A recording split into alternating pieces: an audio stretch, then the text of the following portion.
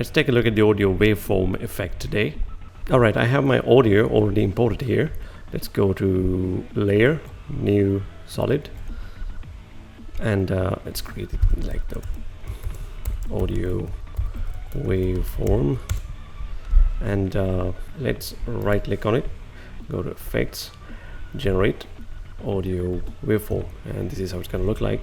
The first thing what you have to do is to select that audio layer that you have, and you'll immediately see the waveform is reacting to that audio.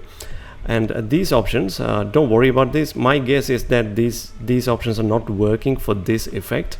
That's just my guess. I don't know if I'm wrong. Just let me know in the comments. So I'm not going to talk about that, because even the After Effects manual is silent about these options. So anyway, these are the endpoints. This is the starting point. This is the ending point. So let me actually type 0 here, and 1920, which is the width of the compositions, so it has a full length. And the path options is that something interesting. Well, if you have a mask, let me create a mask like this.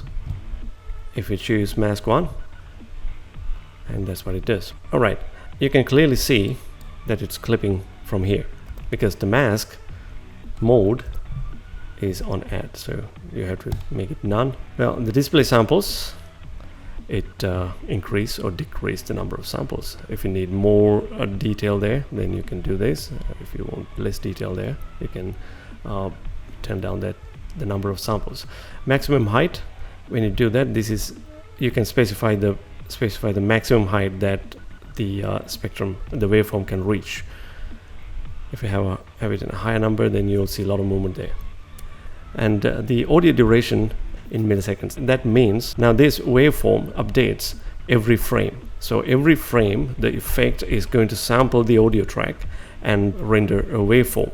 In order to come up with this waveform, what this means is that the effect is going to take a chunk of 125 milliseconds of the audio and average those frequencies out and come up with this audio.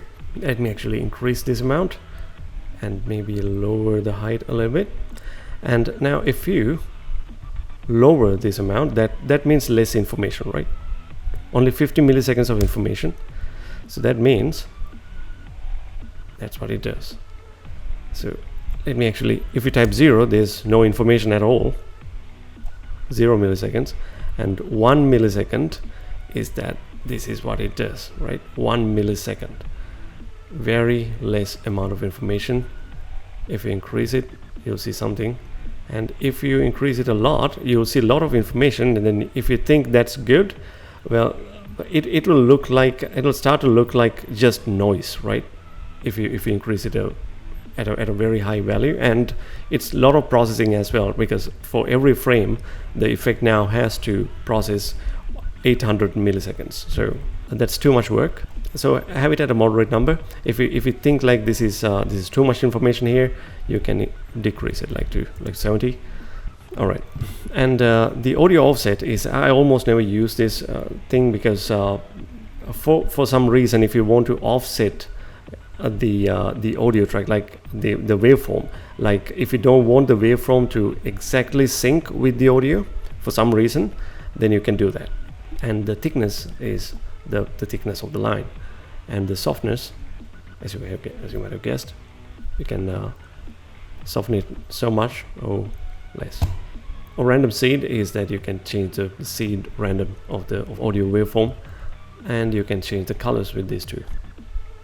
The inner color and the outer color is right now is this. You can change the outer color to something else as well, like so. And right now the waveform option, it's mono. Now you can sample the right channel or the left channel as well. Right now it's the right channel. And the display options, right now it's analog lines. You can switch to digital lines as well. That's a different look. And also you can go for analog dots. Then you'll see only dots.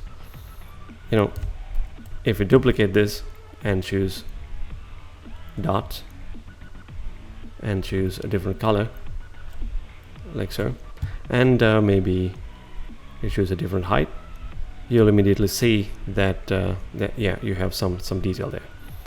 And composite of original is that when you click on it, you'll see the original layer. Sometimes it might come handy. Now that's what this does.